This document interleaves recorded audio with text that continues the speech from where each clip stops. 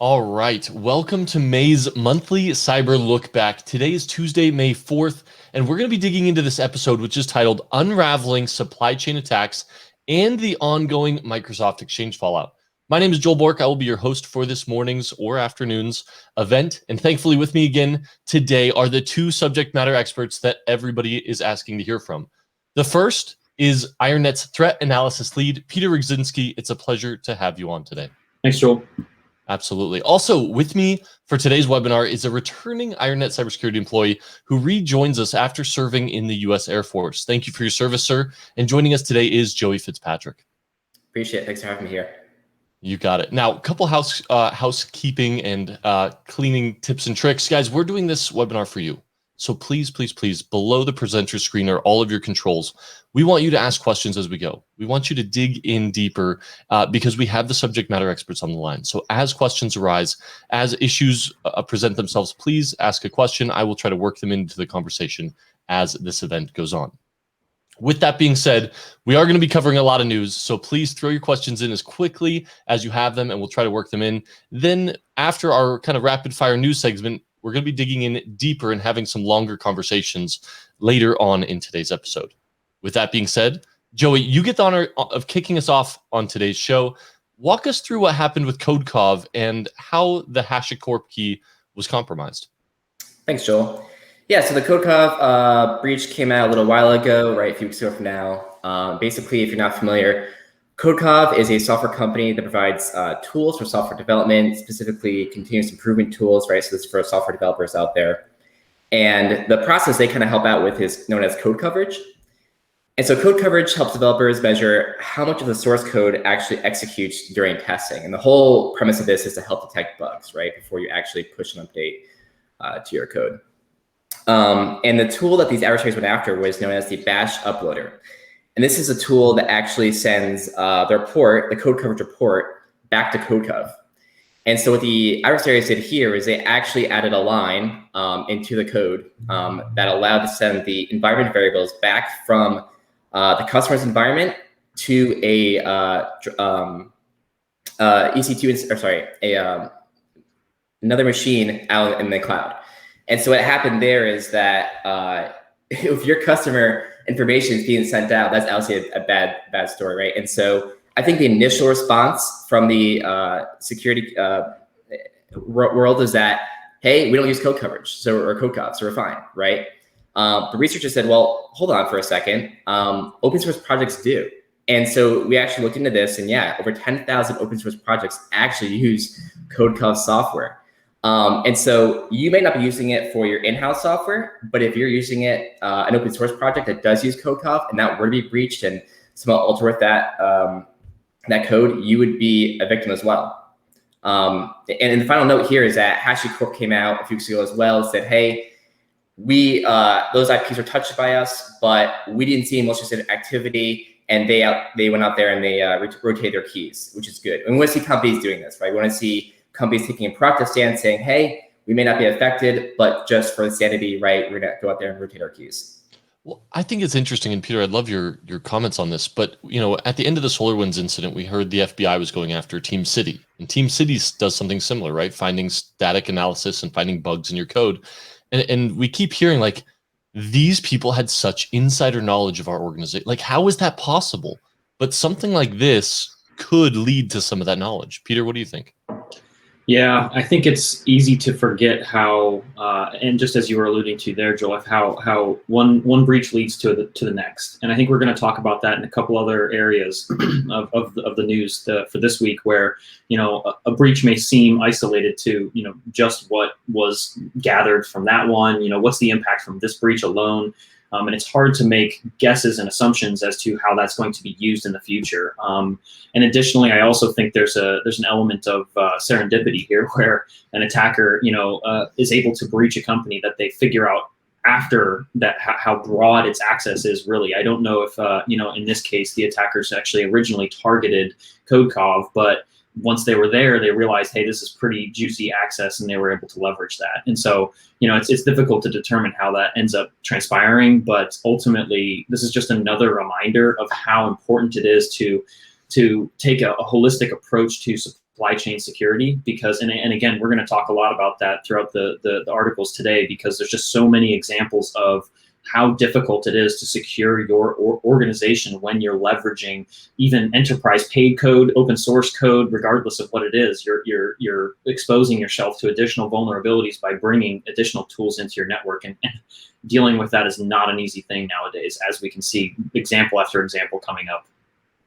You got it. Now, as we pivot into this next segment, which you're going to cover, Peter, I honestly believe that this is the shift where we see attackers going after vulnerable software to instead they're going in and they're injecting code into software to make it vulnerable, right? I mean, yes, the initial compromise may be much more difficult, but hey, you pull it off once and 10,000 people are impacted. Sure. Then you get your pick, you get to pick and choose. So let's jump into this next one. Thank you, Joey, for covering down on that. This next one is password state. The password manager suffered a supply chain attack.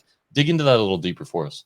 Yeah, so as you're mentioning, Password State, which is actually out of an Australian company called Click Studios, did suffer a breach, and it's interesting because this one is very reminiscent of what we saw with SolarWinds, where the means for delivery of the malicious code, as you were getting at, Joel, is actually through infecting a DLL that is loaded, and this is especially potent because if you can subvert that process there, it's incredibly difficult to detect. DLLs are obviously inspected and checked and things like that, but that doesn't make them easy to determine if malicious code has been added in addition to the existing functionality. It's very difficult to detect that after it's been deployed to, using the standard update process. And that's exactly what happened in this case. Very similar to SolarWinds, you had, they were assumed their internal networks were breached. The attacker was able to actually insert simple loading functionality into an existing DLL while maintaining that functionality so that the application could perform as normal. But in addition to its normal operations, it's able to pull down malware for the attacker. In addition to simply pulling down malware, it actually also was able to exfiltrate all of the credentials out of the password table from the password manager itself. And so, that's hugely important to take note of, is that this breach, although the C2 servers were cleaned up, it seems within days, and the timeline's not 100% clear, but it seems that the C2 servers were brought down within days. And so you might think the impact isn't humongous. As we were just talking about before, you must remember that if credentials were stolen, it's possible that that's really all the attacker wanted with this stage of the attack, is to gain a bunch of credentials that they could use to get a foothold into a bunch of other companies, not necessarily the direct company that they targeted with these password managers enabled. I mean, I don't know about you guys, but I've got a ton of personal items within my password manager that I use for my work stuff that's intermixed. And so there's all sorts of different juicy intelligence and juicy reconnaissance that could be performed from something like this, that's going to show itself as second and third stage effects later down the line. And so although this seems to be fairly small, the password manager, in fact, I don't know if I've ever heard of this before this time, so it's not a hugely popular password manager. That doesn't matter. That doesn't make this any less impactful and any less important to pay attention to, especially when you consider how difficult this is for an organization to detect and defend against. Well, and so I think it's interesting, you mentioned some of the personal things that, and maybe you even use some of these, your passwords and your password manager for work, but let's talk about like a system administrator. Joey, scale from 1 to 1,000. How many passwords do you think a system administrator would store in a password manager? Oh gosh. I mean, yeah, a good bit, right? Hundreds? All of them. I mean, right. Yeah, hopefully, right? Hopefully they're all unique. Some Right. sysadmins, right? Maybe just one. So all unique passwords stored in their password manager, they're following best practices, and then that password manager gets compromised. Now, any cloud services that are publicly accessible from the internet, the attacker has all those perfectly unique passwords that you've spent all this time thinking up or randomly generating stored in this password manager.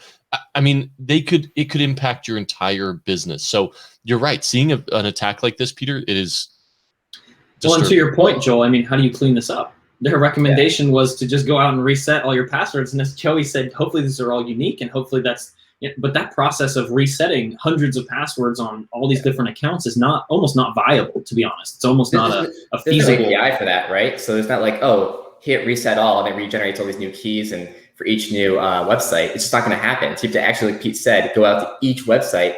I mean, in my 1Password alone, I have over 200 logins. Crazy. Yep. That's unreal. And you got to think like, okay, let's say somebody goes out and builds that software, right? Where they could click reset all and it'll go out and it'll link. Imagine if that gets compromised. I was just going to say, I don't even know if I want that. That's almost too scary to think about, right? Yeah. Could you imagine? That, you just lose access to everything immediately. And So this is where given the you still need multi-factor authentication, right? I think this is still a good plug for MFA, right? Even if your 1Password gets exploited, what have you, if you still have multi-factor authentication, right, or get to a point where we're passwordless and using keys and other notes of that stuff, I think that's the kind of the future here. Preach, absolutely. You know, I agree. I think, you know, but even if we take it back to the development of this new software, if you click reset password and it sends a 2-factor, right? How many scams are there out there where, hey, I'm going to send you a code, just read that code off to me and real quick, I'll solve your issue, right? I mean, there are ways around 2-factor, so it still makes me nervous, even on that side of things. So, all right, cool. Just you know, and once again, guys, those of you who are out there listening to this, please, please, please ask questions. And also, even if you're not asking questions to us, ask the question to yourself. What would you do if your password manager got compromised? What would be the next steps you would take? It's an interesting question to ask yourself. So with that being said, we got to jump into this next one because there was the actions of one student that impacted an entire university. Peter, will you jump into this? What happened with the University of Minnesota? Sure. So, yeah, I mean, this one was honestly more interesting the more I looked into it. You know, at first it was kind of just remarkable. The headline grabbed me and I pretty much stopped there. But once I dug a little deeper, you know, more and more came up. And so the story is actually not as simple as one student, you know, destroying the access of or blocking the access of an entire university from contributing to a project. That is what happened, but actually the story goes back much further where this university has actually had a history through one particular professor who was performing some research. Basically, they've had a history of attempting to prove out how well the Linux Foundation particularly, and especially within their kernel module development cycle, specifically looking at how their open source analysis and validation process takes place and how that could potentially be subverted to introduce known vulnerabilities into the code such that you could then leverage those at a later date. And so, again, this is just another example of the tricky supply chain world that we live in where, you know, more and more code is being written, more and more things are running on, you know, open source systems and things like that. And it's very difficult to control this. I mean, the Linux Foundation is mainly operated by and survived through the efforts of volunteers. And as such, things are going to slip through the cracks. And that's exactly what this institution was trying to prove. So basically, they've actually even published a paper last year outlining how they've done these so-called hypocrite commits where they're intentionally maybe not introducing vulnerabilities, but even just submitting garbage code that does virtually nothing and seeing if that could get introduced into the project, which they did have some success with. So unfortunately, in this last round of tests, we're not sure all the details because the university's been a little cagey given the aggressive response from the Linux Foundation, but ultimately, the current situation was that a student put forward one of these hypocrite commits. One of the analysis steps that was alerted to one of the volunteers, who then quickly escalated that, and it turned into a big incident where they actually took drastic action to block all contributions from any University of Minnesota domain name, email address, that was contributing to the project. And in fact, they also did that retroactively. So they went back and said, we're going to pull all of the contributions out from the University of Minnesota and perform some analysis over those again, knowing, you know, now that we know that they've been so aggressively pushing these vulnerabilities into our code base, we're going to try to take a proactive approach to maybe identify additional cases where this was done. Some people feel like this was too much of an overreaction from the Linux Foundation due to the fact that they're going to be removing some valid commits. They're going to be removing some valid bug fixes and security vulnerability, code that addresses some security vulnerabilities. And so there will be an adverse impact. However, I'm not sure how I feel about that, because I do feel that, regardless of who's doing it and what their intent is, if you're introducing malicious code that has an effect on the security of your project, I would be pretty upset too, especially if this was done without my knowledge. And you know, that goes to the ethics of white hat hacking. And you really need to be careful with who you're touching and what you're doing, and whether there's an agreement in place for you to be doing that legally. So yeah, Pete, I was going to mention that. I mean, that really erodes the trust of the community, right? I mean, here's a community that's so tight knit and it's supposed to be, like I said, trust based, and you think that people who are committing are doing everything in goodwill, but here's where they're kind of eroding that base. And this is like the premise of open source code. So it'll be interesting to see what the future of this is like, and will other projects take those drastic steps and start moving other people? Sure. I mean, while that's said, sorry, Joel, but while that's said, you know, at the same time, you have to consider, and this is where I get very conflicted, you have to consider the fact that bad guys are going to do it anyways.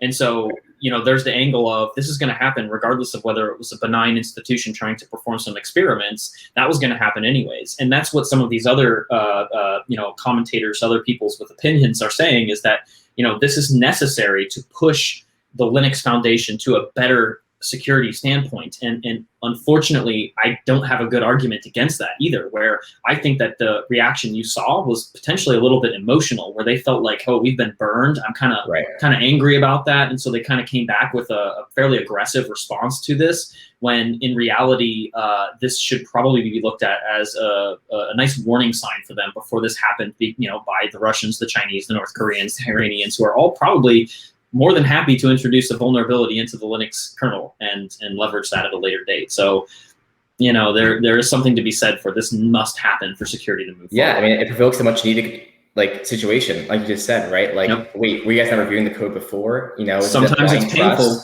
right? And we know that adversaries go after universities all the time, right? And so imagine a scenario where, say one of the California universities, right? And they get breached, and then they start committing code. But we go, oh, it's California University, you know, it's totally benign. No, you have to verify this code. Absolutely.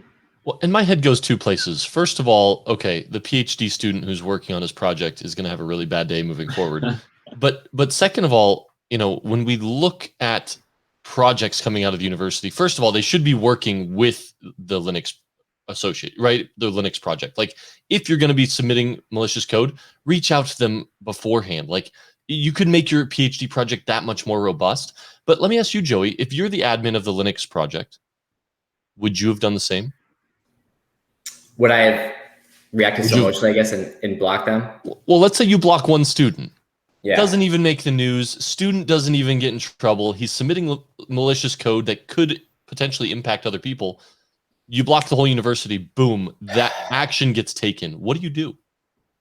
Yeah, I mean, I think I probably have a similar knee-jerk reaction, but I think when you talk to your colleagues, you have to be like, wait a minute, let's take a step back here, right? What they did was something like a white hat, right? White hat. And so I think it provokes a good conversation. I think that's probably the main takeaway. And I think you have to let them back in. Yeah. I do think there needs to be some ground rules, though, before you, as you said, Joey, definitely approach it that way. But before you say, we're done with this incident, we're not going to talk about it anymore, you have to say, in the future, if people want to perform experiments like this, we're more than happy to work with you, but we need to be able to do it in a controlled way where we all know what's going on, so that these things don't actually ultimately end up in systems. I think it's really important, because it's easy to underestimate the impact. I mean, the Morris worm, the first, you know, some of the first malware that's ever been written is a perfect example of, it's very difficult to understand the scope of what's going to happen from malicious code that you introduce into a software, into an OS, or into a network. And so you may not realize, but some of those systems may be critical infrastructure systems. They may be healthcare systems, and, you know, Linux-based, you know, low-level Linux-based small systems like this are frequently seen there, and you're going to introduce some fairly unstable code that then impacts some things that potentially impact people's access to critical utilities, as well as healthcare and things like that. That's where I see some issue, and you need to work with them so there's a coordinated effort that doesn't impact those things. Well, and a coordinated effort to improve their security posture, right? Because you're right, exactly what you said, Peter. Like, malicious actors will do this, and they may be able to scale across multiple domains when committing this code. So they need to have a system in place that can handle this and respond to it appropriately. So I think that's where the relationship needs to go. But then they should test it. Like, after you work together, like, set a tabletop exercise with the university students working on it to really stress test that system. And I think the Linux project should appreciate that and welcome that opportunity. Agreed. So, awesome. Now, I know we're pushing the time limit on this one, but we got to jump in. Supply chain related, Peter, but the Apple vulnerability. Walk me through this one.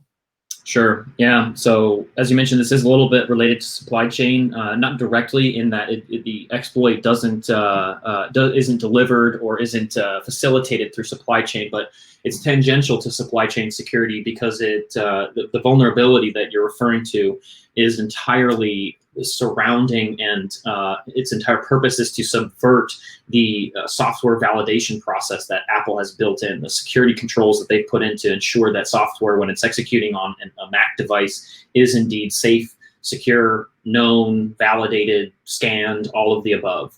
And so given the fact that that's, touching supply chain, this goes back to our previous discussions of, even if you're getting legitimate updates and you think that you're paying for software, you think you're going with Mac, which is supposedly more secure, that you're expecting these things to be safe, when in reality you have something like this that completely neuters any capability that you have to confirm that software running on your OS is actually secure.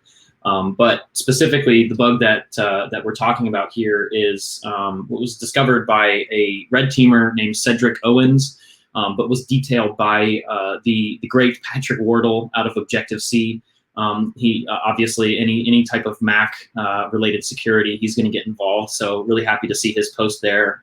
It definitely highlighted and clarified some of the details here, given its complexity. But basically, the bug, as I was mentioning before, allows an attacker to bypass all of the malware detections and validation, software validation steps that the Apple subsystem takes. Some of those I'm sure everybody's heard of if you've worked on a Mac before. Some of those are like the quarantine tagging of newly downloaded binaries, so that when you execute that, it pops up a warning that says, hey, this file shouldn't be executed. It can also block execution based on policy. So if you're administrator, or if you personally choose to not want to execute code that's been downloaded from a browser or whatever, then you can do that. So this vulnerability allows bypassing of that. It also allows bypassing of the gatekeeper process, which is responsible for the validating the signatures on binaries that are executing. And again, same concept here. You have different settings for your tolerance to signatures and what you require for execution of code. This completely bypasses any of that validation. And then the last step, as if that wasn't enough, Apple has recently in macOS Catalina, I believe, added a notarization requirement where now any binary that's executing on Mac system must be notarized and essentially scanned and evaluated by Apple, and then cleared to be executed within the system before it's allowed to be executed. That is also bypassed completely. And so, as you can see, this is essentially free code execution on a host. Not that is in and of itself remarkable, but the fact that this single bug is able to bypass all of these individual things is definitely significant. And as Patrick Wardle said, this is definitely the worst bug in recent memory from macOS. Well, and so let me ask, is the proof of concept code publicly available right now? Do you know? I'm not sure, actually. I did not see any reference to the proof of concept code, but I do believe the exploit is fairly rudimentary to leverage. But if you're an attacker and you have a specific target that's using is a Mac shop, and this, a bug like this exists, this is where you're spending your time, because you got to think this bypasses everything which prevents an executable from being just dropped on a box and executed. So, yeah. I mean, here's where it comes down to. Mac OS 11.3 is up and secure, but for those of you watching, check, click the little Apple, click about this Mac. What version are you guys running? I know I'm not up to 11.3. Are you, gentlemen? Absolutely. At this point, we are. Yeah. Okay. So, but I mean, here's the thing is, like, my personal devices, yes, my work devices are up to date, but my personal devices, shoot, my wife is running it, right? When was the last time my wife updated her device? Well, I'm going to go check after today. But it's interesting to see, and thankfully Mac has pushed updates to their end users more frequently than Windows, right? If this was a Windows issue, how many more people would it impact, Peter? Sure. Yeah, that's a point because, yes, sir, go ahead, Pete. No, go for it. Yeah, I mean, so there's actually a process in Mac OS that actually allows Apple to push an update to your computer without your approval. I think it's only been used once or twice previously in the past, but here's an example. Like you're right, Joel. Like, yeah, this is Windows. It'd be weeks, if not months, for the average user to actually update. I mean, Windows historically has a huge issue with people jumping to the next update because it breaks something or breaks their gaming or what have you. Yeah, or breaks their corporate software, right? That's been custom developed for a certain Microsoft OS. So yeah, great insight to that.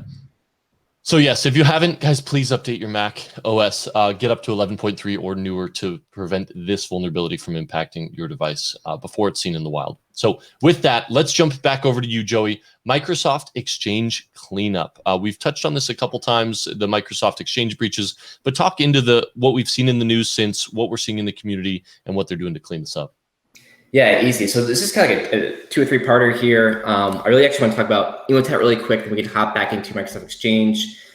But the real kind of fundamental issue here that we want to talk about is the relationship the government has, right, with private industry and their ability to take down cybercrime, and today versus the future, right? And so Emotet back in January, right, operation called Ladybird was a joint cyber operation by the Netherlands, Germany, United States, UK, France, Lithuania, Canada, Ukraine, right? All these countries came together and said, hey, this is out of hand, right? We have these servers in our countries. We want to get after it, right? And this is, I think, one of the first few times we actually see an international coalition actually do a cyber punch back to the adversary. And so this happened back in January, and then law enforcement helped develop a module that would actually automatically uninstall Emotet from compromised computers on April 25th. So this should have already been done before if you were compromised. And the module deletes the service, the run key, and any other parts of the system that was touched by Emotet. It only does that. And so for me personally, I think it's a huge win for the international community. And it's a huge win for government stepping up and saying, we're not going to just take it anymore, right? We're actually going to step up and do a cyber punch back, right? And so I think this is a good example and a good framework for what we can see in the future. One critique, I would say, and this is noted by other security researchers, is that it would have been great for, the Dutch government and also the German government pushed out this update. It would have been great for those governments to help publish the update itself. So it says, hey, we're going to publish this update to your computer. Here's exactly what this code's going to do, right? And I'm not going to put my tinfoil hat on and say, hey, what if the government's compromised? What if, they're putting in a backdoor there, right? This is just good practice, right, in the community. It's like, hey, we're going to push the remote code to your computer. It would behoove you to actually publish what it is you're actually out there publishing, right? So that was a good example, right? Now, kind of juxtapose this to what's happening in the US recently with the Microsoft Exchange proxy logon vulnerability. And so what we saw here is the FBI actually obtained a warrant to remove web shells from the previously compromised Microsoft Exchange servers. So remember, there were some CVEs back a few months ago, really bad, right? RCEs that actually helped you compromise Microsoft Exchange servers. You saw a web shell there, and then you got, basically admin access to the box, right? And so, for a company, this is bad for a lot of reasons. Easy to very much easy to pick to a domain controller, easy to get PII, easy to get intellectual property. So bad day, right? But what the FBI was actually able to get a warrant for was to access the compromised servers, copy the web shell as evidence, and then remove the web shell from the server, which is, as far as I know, this is the first time I've ever seen it happen. And the way they accessed it was not through recompromising the box, but actually accessing the web shells using known passwords by the adversary. And the justification the FBI used to actually discuss this and get the warrant for was that, hey, most of the victims at this stage, right, a few weeks in, have not fixed this vulnerability. And we know who has these vulnerabilities still present in their Exchange server, right? And they probably don't have the technical capability or knowledge and know-how to actually remove the web shells, right? And this could be small mom and pop shops, this could be medium-sized businesses that just weren't up with the news, perhaps, were aware of the attack. They also did not want to tip off the adversary by alerting all the customers. So kind of elusive here, right? And so kind of setting the stage for, was this legal? Well, when you think about it, there's an existential threat. I wouldn't call it a crisis, but definitely a threat by a foreign actor, right? In this case, a Chinese APT Hafnium. And was there imminent danger? I would argue yes, right? Thousands of companies in different sectors could definitely hurt the U.S. economy, right? And especially it's not done by a cyber criminal. This is done by another nation. So that's a big deal. Like I said, PII, intellectual property, so forth and so on. And the methodology used to actually remove the web shell was actually verified by a third party external expert to ensure that there was no unintentional side effects. So the FBI did do their due diligence, making sure, hey, when we run this code on the web shell, it's not going to do anything nefarious or so forth and so on. And then afterwards, they didn't actually modify the box. So actually, after they removed this web shell, they did not patch your system. So technically, the actor could have gone back in and installed web shell here. And that's where my head was going, Joey's like, okay, they've removed this web shell, but Right. let's say the administrator for this on-prem Exchange server has since moved on, and they say, hey, you need to patch this, and now they're scrambling. Well, do they get it patched in time until a new web shell gets dropped? Really interesting question. Yeah, great question. I mean, the FBI said they were trying to notify people as soon as they were removing web shells, but obviously that delta there, who knows if that was days, hours, what have you. But yeah, I mean, if you're the adversary, you can go right back in and hit them. But would the FBI got a black eye for now patching a box, and that patch probably needs you to restart the computer. Now you're taking down a private entity's server during, say, work time, or even it's at night. If it's an international company, that's not okay, right? And now without the consent of that private entity. So I think a big issue there. And so the question I have to ask is, are we okay with the federal government stepping in when a nation state actor has achieved remote access to thousands of servers around the country? What do you guys think? What are your thoughts, Peter?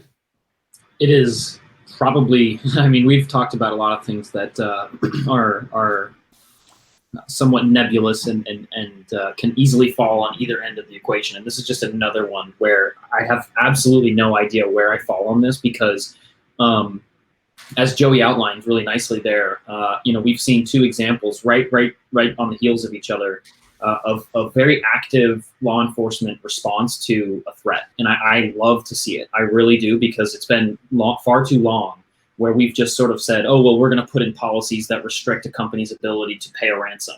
And that's going to solve Emotet delivering ransomware to millions of computers around the world. Like, that's never going to work. That's not how you prevent the threat or the compromise of these servers. It's just how you make the company hurt even worse, given the fact that they've now been compromised, right? And so I think it was great to see some real proactive response to this. And especially within the cyber world, we don't get to see that very often, because it's oftentimes very classified and highly secretive. And so we don't even know what our governments are doing behind the scenes to protect us. And this was a beautiful example of some active response by law enforcement to take this take this stuff down, and, like Joey said, get after it. And so I really do love to see it. But my first reaction was not about privacy. However, the minute somebody mentioned it, I knew that was going to definitely be a critical point here, where privacy and separation of the government and the private sector is something that, especially within the United States, and honestly within any Western democracy, it is critical to the way that trust and as Joey was mentioning, sort of that relationship works. And so it's just so difficult for me to disentangle these things where, you've got an FBI operation that is actively touching my incredibly sensitive servers. And who knows, I could be running a web or a honeypot. Like, what if I was just running a honeypot and I was actually trying to perform some kind of threat analysis on that? There's all sorts of different cases where it's like, I don't want the FBI touching my stuff.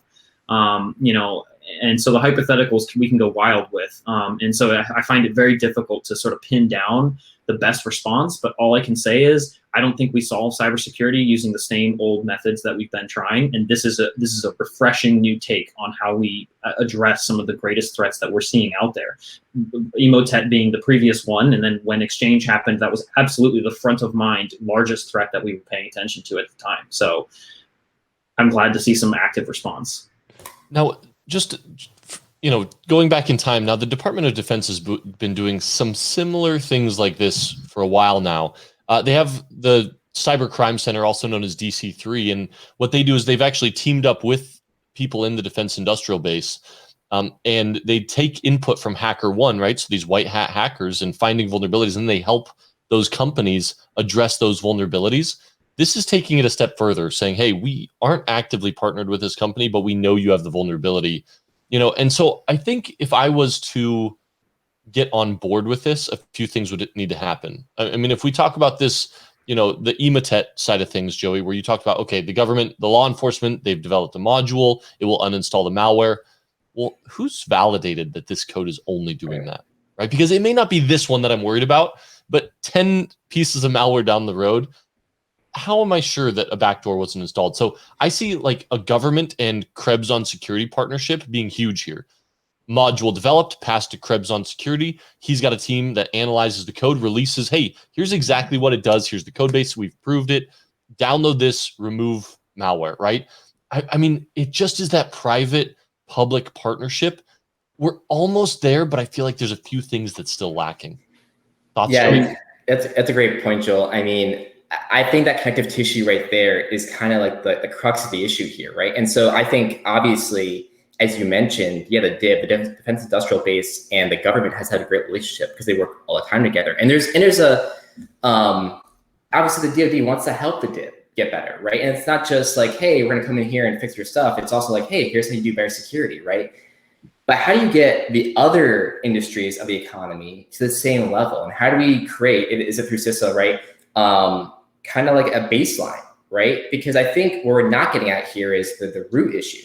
And it's that connective tissue, right? Because yeah, FBI can come in here today and remove that web shell, but maybe we need to implement a framework that allows the sharing of intelligence and the sharing of best practices and patching in a way that actually helps improve those baselines, right? Because I come from the government, I understand the resistance to share intelligence because yeah, if I share 1,000 companies, one of those people is probably going to leak it, right? And then it's no longer intelligence, now it's just news.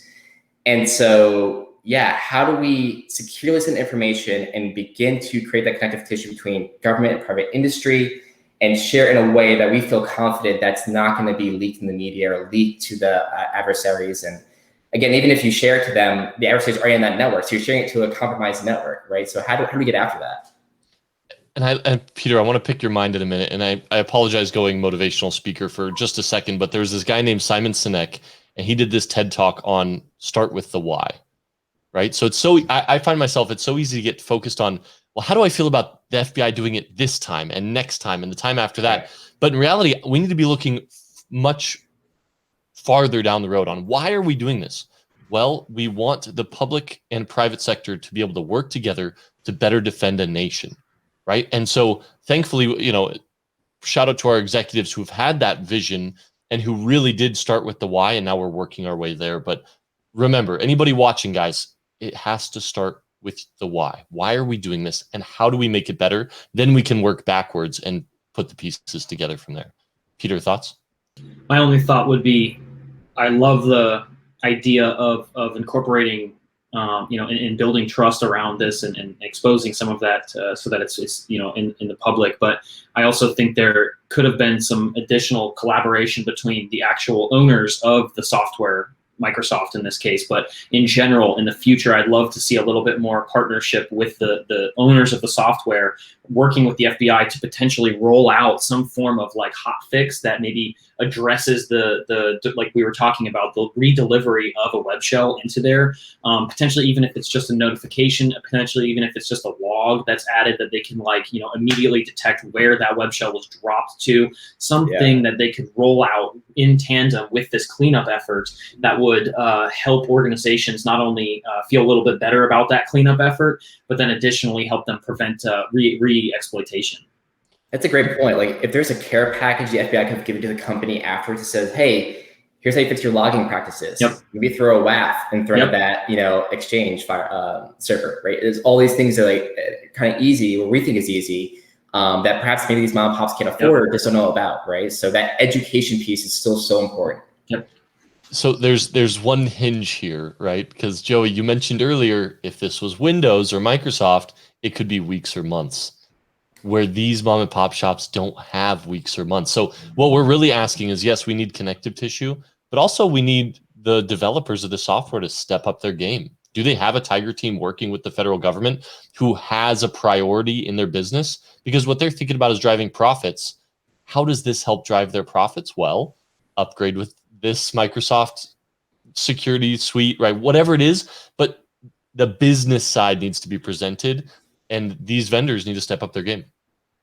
To that point, Microsoft, there is some talk before, right? How did Hafnium get, or how did these third-party actors, right, get the actual CVEs, the actual exploit ahead of the Microsoft release? And Microsoft has yet to give us back an answer on how. I'm not speculating that it was leaked or whatnot, right? But there is some speculation about how that code got out there, and so still waiting for Microsoft on that response. And hopefully it's not.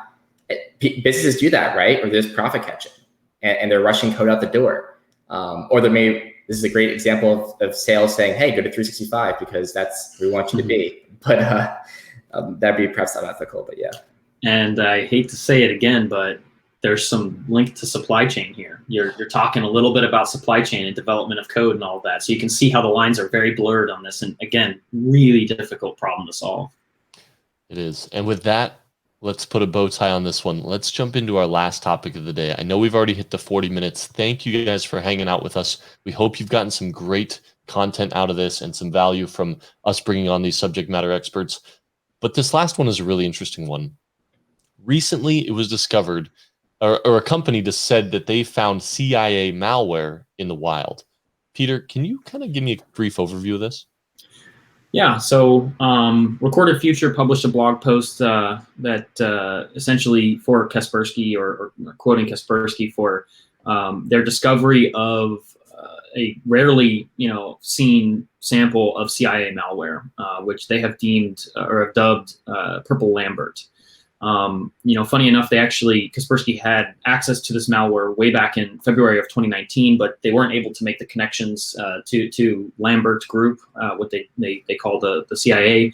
But they recently reanalyzed the samples. I assume they probably have some updated techniques, updated knowledge, reanalyzed the samples, and noticed some significant overlaps in the sort of techniques and code flow and general styles and things of the samples. And so through that, they took a deeper look and found that they feel this is coming out of the CIA.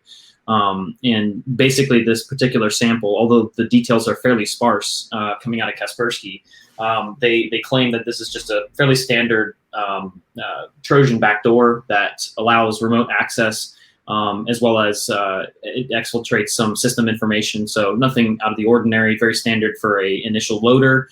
Once it grabs payloads, it immediately executes into memory. So again, fairly standard functionality here. But one of the interesting pieces, and I think probably one of the main connections that they made, one of the main reasons that they made this connection, is that the malware seems to be activated by sending a specially crafted packet. This is not necessarily port knocking, but sort of similar to that, where you send a special packet and the malware activates itself, is constantly listening and activates itself. And that particular technique is something that the CIA has leveraged in the past quite frequently, where they use these specially crafted packets. In fact, we've also seen the Russians do this with their attacks on the Netgear routers a while ago. I think that was in 2018 or so. But nonetheless, you've got the specially crafted packet that they've seen in two other malware samples coming out of the CIA in the past. And so likely that's where that main connection was made. However, besides that, there's not much detail here. And I wasn't actually able even to find any real analysis of the code, any additional functionality, C2 servers, none of the additional indicators that you would expect to have been published with this. And it kind of opens up more questions than it answers in this case. So this kind of brings me back. Okay. Why would Kaspersky release this if they weren't going to show the code? I mean, just claiming, hey, we have malware from the CIA, that's a pretty big claim, especially when they don't have any second stage malware to really tie that link back, especially when other actors have been seen sending specially crafted packets. So without the release of this code and this analysis, how confident are you this is from the CIA?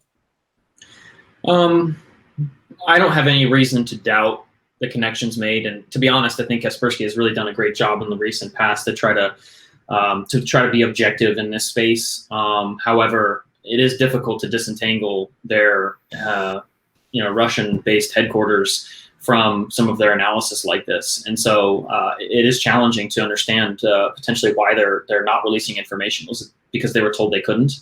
what's really going on behind the scenes. Maybe they don't actually have too much information on it. Again, it was a very simple loader, but yeah, sort of like we were just discussing in the past, it goes back to this like sort of trust network. It's very difficult to really assume trust here, given there could potentially be outside motivations, outside influences.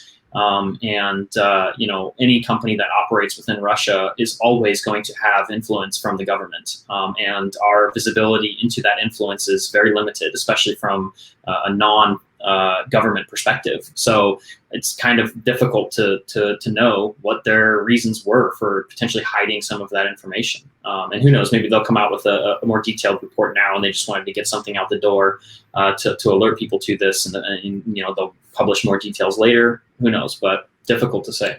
Yeah, go ahead, Joey. No, it's such an interesting point that Pete made, and I wonder if maybe they're holding out a little bit because they're looking at other customer environments. But I was kind of surprised to see this because we don't actually get a lot of reporting on US-based malware, whether that be CIA, NSA, US Cyber Command, right? And I wonder if, is that just because our TTPs are better, or we're doing less attacks? I doubt both those, right? We're probably good, right? Probably pretty great, but we're probably doing just as many attacks as other nations. And, what does the incident response look like in other countries? So, who's the customer that Kaspersky is serving that had CIA targeted malware, perhaps? That'd be interesting. And, you talk Russia-based connections, Pete, what is the verbosity that they can actually kind of talk about that actual malware in that environment? Maybe the customer said, hey, you can announce it, but we're not letting you, talk about what was actually taken or perhaps how the malware actually moved for whatever reason. So is this a government entity or is this a private entity? Right. Well, that's a great point too. But then, Peter, you talked about okay, wouldn't it be nice if there was a little care package, right? If the government was working with Microsoft, who, yes, they develop an operating system, they're also a security vendor, right? So security vendors and the government, wouldn't it be nice if they worked together? And Kaspersky, when they got pulled out of use from our federal government, they said, hey, look, the Russian ties, it's not influencing our business, right? We're very much our own entity. But when we talk about here in the States, how we want that connection, I think at some point we'd be naive if they weren't working towards building that connective tissue with the governments they do business with, right? It's another valid point, absolutely. And I'm sure there are times, when we first discussed this article, Joel, some of the first things we mentioned is, you think FireEye and, Crowdstrike are just immediately publishing sensitive details about a Russian or Chinese operation? Probably not. They're probably working with the government, making sure that some of the intel that they're exposed to is safe to be released, and limiting their publishing of that. Granted, we see a lot more details, but I'm sure there are portions that are limited. There are things that are delayed to ensure that other active operations aren't affected, and sources and techniques are not exposed. And so, it's unfair to assume that, as you just mentioned, Joel, that a company that's based in a different country doesn't have the same kind of relationship with their home government. But that is sort of the point at the same time, is that unfortunately it must be looked at from many others' perspectives as a potential vulnerability or a liability. And so I would assume that Russian companies would look at working with Crowdstrike as a liability as well, just as we would look at working with Kaspersky potentially as a liability right now. So it's very difficult to disentangle the home government, especially when you're talking about cyber in this way. And just to put a pin in that, I would say if a company chose to violate or break that norm, you best believe that that's the last time they get a call from the U.S. government when they want some help for an analysis effort. And so you'll be on the sidelines for the rest of your history. So great insight, Peter. Now I'm actually going to put that to the test. I'm going to reach out to some folks I know in Russia and see if that is the case, right? Because that would be interesting. What are their views on American-based cybersecurity companies? So absolutely, I think that's great insight. Joey, Peter, thank you so much. We have hit our time. So a couple key takeaways from today. If you're developing software and you're using open source technologies, check to see if Codekov is being used in that code base. Also, password state, typically if you're in Australia, take a peek, see if anybody you know is using that password manager. Please, please, please have them go through all 650 passwords they have stored in there and reset every single password. Update your Mac, right? 11.3 or higher. And then also there is an Emotet module, which was released April 25th. So if you've been impacted, take a look at the code. It can remove that from your devices that have been impacted. With that, any closing comments, Peter? Stay safe out there. You got it. Joey? That's it, man. Awesome. With that, that is May's monthly cyber look back, the IronNet series. Thank you so much for attending, and we look forward to seeing you next month. Have a great day, gentlemen. Thanks.